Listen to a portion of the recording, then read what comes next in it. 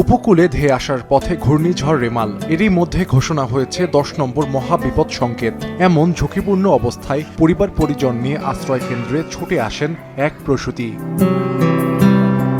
রোববার দুপুরে বাগেরহাটের শরণখোলার চালরায়ন্দা প্রাথমিক বিদ্যালয় আশ্রয় কেন্দ্রে যাওয়ার পর বিকেলের দিকে প্রসব বেদনা শুরু হয় শেফালী বেগমের। বিষয়টি নজরে আসে দুর্যোগকালীন কর্তব্যরত স্বাস্থ্য সেবা প্রদানকারীদের। আশ্রয় কেন্দ্রে প্রসূতির খোঁজ পেয়ে তারা শুরু করেন নজরদারি। এক পর্যায়ে রাত 12টার দিকে প্রসব বেদনা বাড়ে শেফালীর। আশ্রয় কেন্দ্রে সন্তান জন্মদানের ব্যবস্থা না থাকায় প্রয়োজন হয় প্রসূতিকে উপজেলা স্বাস্থ্য কমপ্লেক্সে নেয়ার। উপজেলা স্বাস্থ্য কমপ্লেক্সে খবর দেয়া হলে সেখান থেকে আশ্রয় কেন্দ্রে ছুটে আসে একটি অ্যাম্বুলেন্স। শেফালী বেগমকে নেওয়া হয় উপজেলা স্বাস্থ্য কেন্দ্রে। মধ্যরাতে ঘূর্ণিঝড় রেমাল যখন সর্বোচ্চ শক্তি নিয়ে আঘাত হানল, ঠিক তখনই স্বাভাবিকভাবে ফুটফুটে এক কন্যা শিশুর জন্ম দেন শেফালী।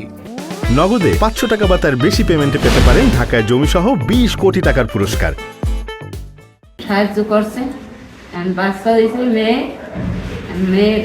মেয়ে অসুস্থ আছে আর মেয়ের মায়ের সুস্থ আছে। তাদেরকে আমি অনেক দোয়া করি, তারা আমাকে অনেক সাহায্য করছে।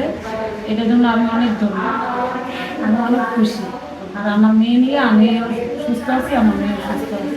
10:30টার দিকে আমার এসএসএন প্লাস হচ্ছে আমার মিডওয়াইফ প্লাস আমাদের হোল টিম আমরা সাকসেসফুল হই। আমরা মহিলার কাছ থেকে একটা সুস্থ একটা শিশুর জন্ম দিতে পারি।